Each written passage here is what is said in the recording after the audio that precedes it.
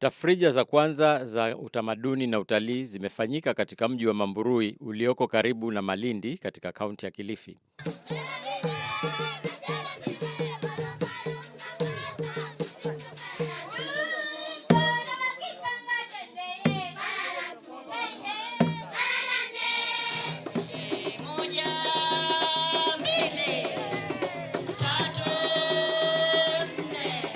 Lengo na madhumuni ya tafrija hizi ni kudumisha mila za makabila mbalimbali ya pwani na kwa wakati huo huo kuzifanya kuwa kivutio cha utalii. Leo tuko kwenye ya culture ya mji wetu wa kale wa Mamburui.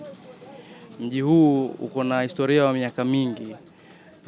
Tumeshukuru safari hii tumebahatika kuwa tunaweza kuitambulisha mji wetu kwa jamii ya nchi ya Kenya na dunia kwa jumla. Leo yenye tumeonyesha nadhani hata haijafika robo ya ule utamaduni wa Mamburui. Kuna utamaduni mwingi ambao haujaguswa kwa kiasi kikubwa. Natumai hizo nyingine tutaweza kuonyesha mji wetu kwa ukubwa zaidi. Kuna historia ya Wareno, kuna historia ya Waarabu na kuna historia ya sisi sasa wa Mjikenda na Waswahili wenye tumetangamana sasa hivi.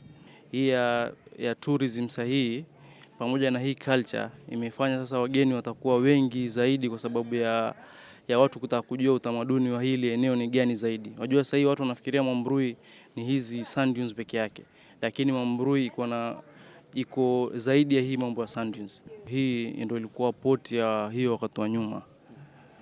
Kuna majengo ambayo hata leo unaona hatujagusia. Kuna majengo kadhaa hapa ambayo yana historia ya zaidi ya miaka 200 ambayo haijaguswa, ya vizazi virefu yani. Hata hii misikiti, kuna misikiti yenye iko na miaka 100 na pia hatujaiongelelea katika hii ya safari. Tunasema hii ni mwanzo, lakini hiyo mbele huko tutaweza kufanya tutaionyesha Mamburui kwa ukubwa zaidi. Shirika la Umoja wa Mataifa la UNESCO ambalo limetambua maeneo mengi nchini kama turathi za kitaifa liliwakilishwa vilivyo katika tafrija hizi. Tumefika hapa kuanzia jana. Sisi ni one of the partners wa hii Dhome Kikwetu Festival. Tukiwa partner na Girls to Women Foundation na wale washikadau wengine wote. Kikosi kizima cha UNESCO tumefika hapa kuanzia jana. Tumetangamana na community kwenye gala dinner na leo pia tuko hapa bado tukiendelea mchakato huu wa tamaduni na turathi. Kwa mujibu wa kwamba tayari sisi kama UNESCO tumeweza kutia guu kwenye shughuli hii, basi ina maana hiyo hapo safari tayari imeanza, na naamini kwamba sasa ni jukumu la county government na washikadau wengine kushikana na UNESCO kuweza kuitambua zaidi sehemu hii, kwa sababu kuna process kadhaa ambazo zinafaa kufanyika ili kuweza kutambua zaidi mahali kupitia kwa UNESCO World Heritage, either it's World Heritage ama National Heritage. Kuna process ambayo inafaa kufanyika na hiyo inaenda sana kushirikiano kwa county government pamoja na UNESCO ili kuweza kuafikia malengo hayo. Dhome Kikwetu ni sherehe ya watu kuja pamoja kusherehekea culture yao. Wewe ni Mkamba, ni Mmasai, ni Mgiriama, ni Mpokomo, madamu uko ndani tunaleta zile utamaduni wetu kwa pamoja. Wenyeji walionyesha kielelezo cha utamaduni wa Mswahili.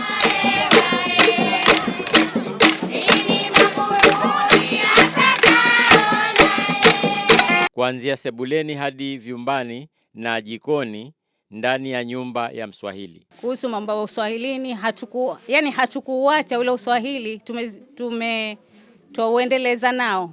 Umeona hili kawa na vikombe vya kahawa na kipepeo na buli la kahawa. Hapa wakati wetu wa wazee baisa kama hivi Saturday saa 10 mama anapika kahawa, anatia kwa kikombe, anampatia bwana. Baada bwana tuzungumza hapo, unamfanyia hivi.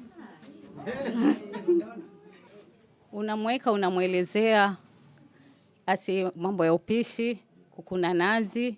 Maana siku hizi kuna nazi za kizungu. Maana hata ukampa nazi akune atakwambia hawezi. Sasa tutamwambia hakuna nazi. Afanye vitia kwenye kifumbu. Tuja, bandika sufuria, fanya hivi.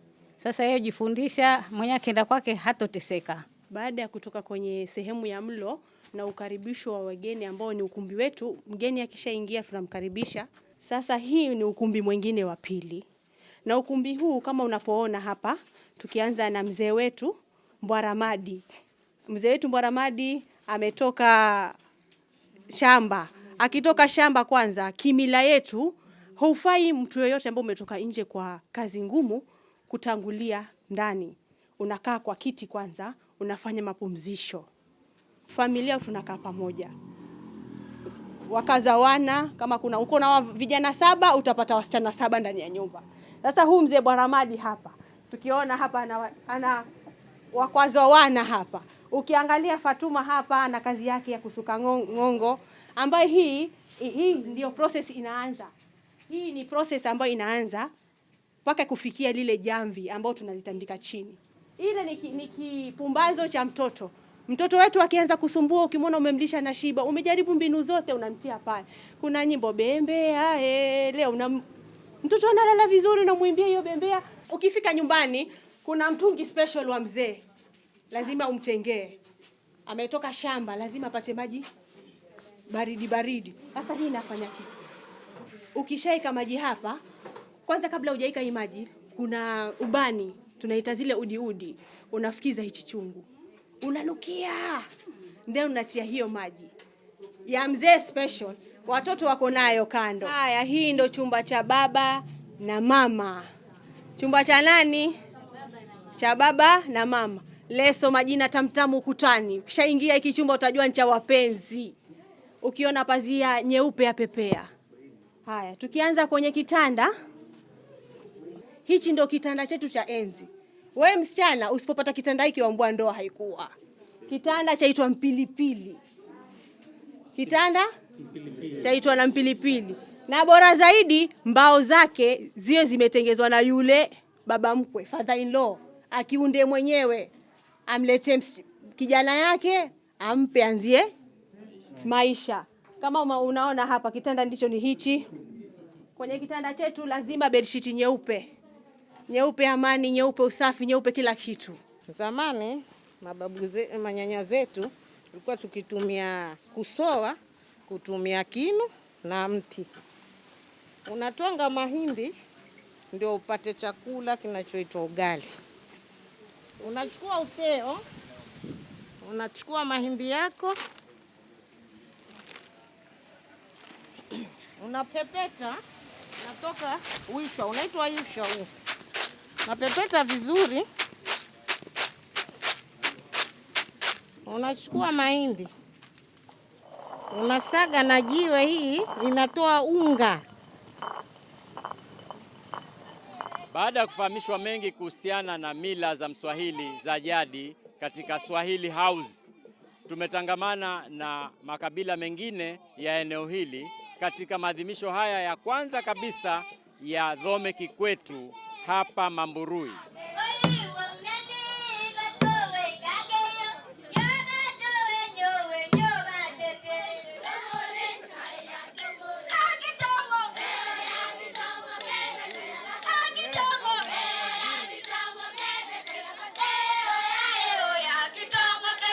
Uwanjani katika eneo la ufuo linalojulikana kama Dubai Ndogo, makabila ya pwani yalionyesha mila zao, wakiwemo wageni kutoka Pemba.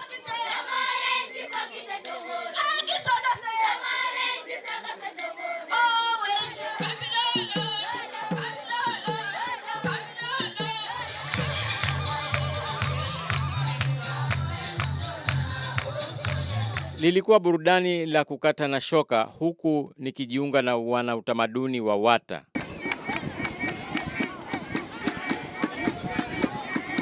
Vijana walipata fursa ya kujivinjari ufukweni katika tumbuizo hilo asilia.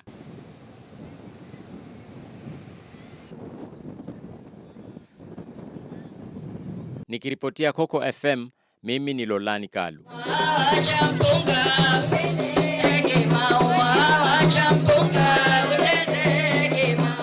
Coco FM, ladha ya pwani.